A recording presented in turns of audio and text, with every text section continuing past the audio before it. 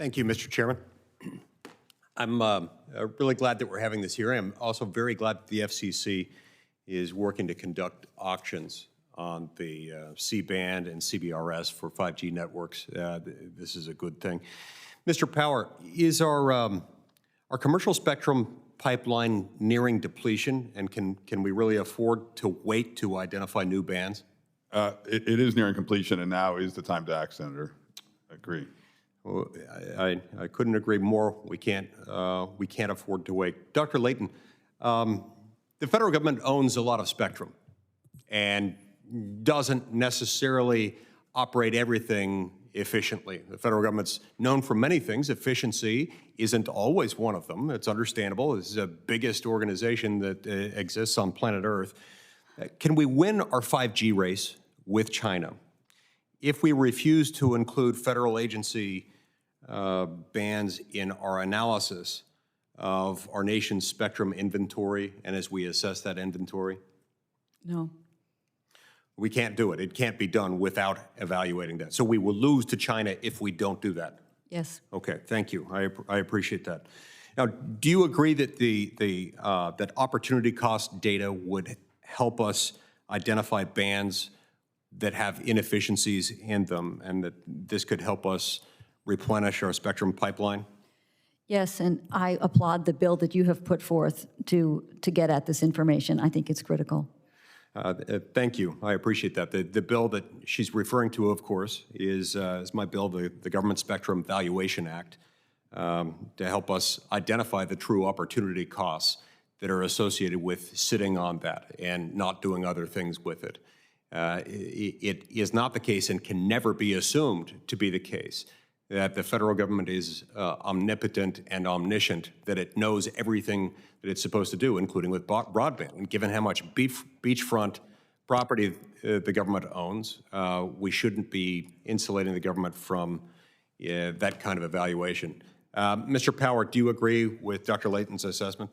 I certainly do, and I think one of the other advantages of your act, Senator, is that it could provide incentives to the agencies, because the way the Spectrum Relocation Fund works is when they give up spectrum, that some of that revenue can go back to the agency to upgrade their systems, and members of this committee are working on improving that process as well. And so I think if the agencies themselves are educated as to the value of their spectrum, they may actually wake up and see some opportunities. Yeah, and that's a fantastic point. I'm glad you raised that. Dr. Layton, do you agree that so insulating federal spectrum bands from analysis, in addition to causing other problems in the commercial space, it also probably causes greater inefficiencies and it precludes other opportunities within the federal bands?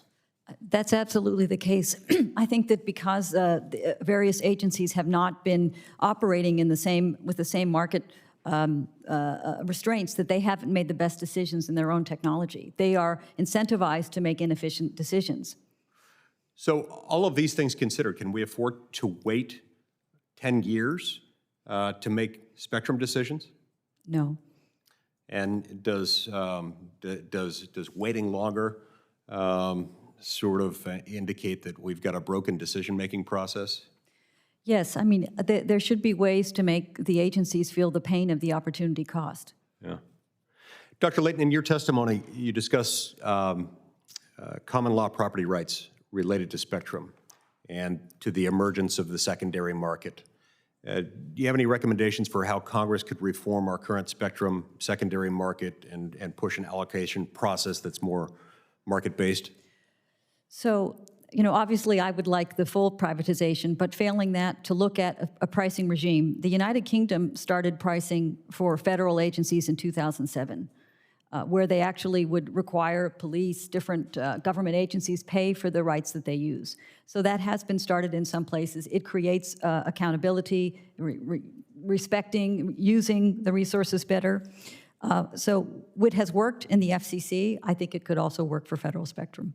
And the costs of not doing that would be what? Well, I mean, if anyone believes that if 4G has mattered to the United States, what would America be like if we didn't have 4G? So I think it could be catastrophic. I mean, we're assuming the future of our nation will be built upon wireless technologies. So we should be all in on doing this. Right. And finally, the jump from 4G to 5G is not just the incremental step that the number would represent, right? Isn't it almost the difference between Pong on the original video game consoles? Right. And well, it's a stepwise function. I mean, where you go from, I mean, what we're talking about is industrial applications, not just being able to, you know, get all of your information through the air, all of your video content, but we're talking about entire new industries, right? Where we put the, you know, the energy industry online, we put all of the cities online, we put all of our education and health, reinvent all of our industries. So that's what we mean with 5G. And it shouldn't be stopping with 5G. I mean, we should be going to 6G and so on. But to get there, we've got to have spectrum. To have spectrum, we've got to evaluate what we've got, and to do that, we've got to review federal allocations. And we need your bill. Thank you very much. I appreciate your saying that, and it's good to have the chairman and the whip here to hear that. Thank you. Well played to the senator from Utah.